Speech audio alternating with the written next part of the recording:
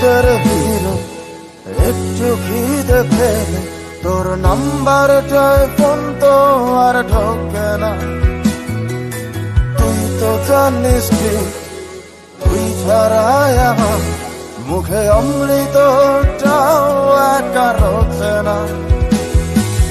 মাঝে রাতে তো SMS-এর টোন আমার গভীর ঘুমটাকে আর ভাগায় না।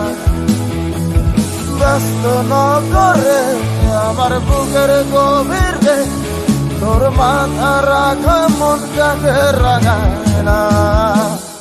এখন এমনি শত যন্ত্রণা এমনি করে বলি অন্য কোন সাথীকে।